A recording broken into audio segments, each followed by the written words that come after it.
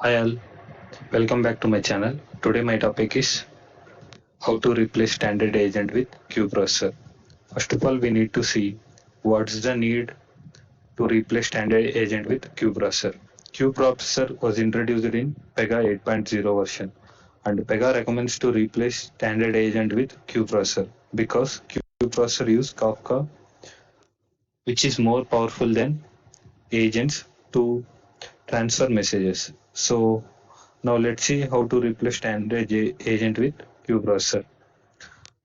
So these are the agents which agents instances which is already been created. Now this is my rule set version. Let's open it. So you can able to see two agents with testing and testing two, and which are using of work dash class, and this is the activity, and another is using this one. Now we need to replace these two agents with queue processor. Now this agent is being triggered from an activity. This is the activity.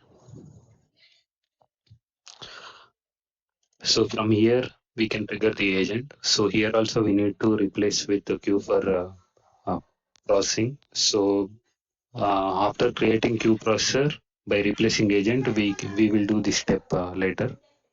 Now create a queue processor. Go to sysadmin queue processor. Give it as testing.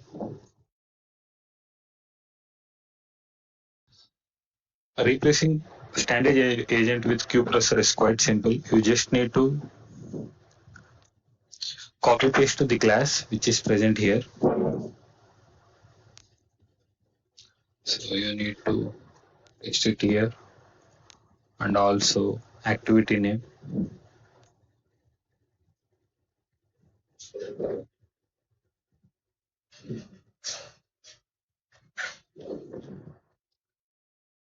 For completion of everything, do a save in the queue processor. Now go to triggering activity. Now you also need to replace this queue for agent to queue for processing because this is the activity where queue for agent, this agent is been triggering. So you also need to modify here as well. So you need to replace with queue for processing, and so it should be dedicated, right? So give this testing one.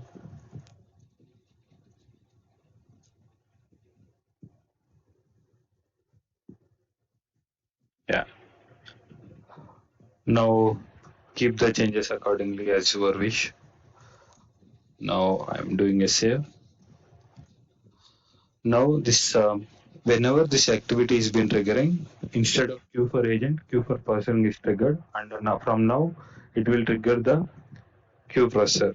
But one more thing we need to change.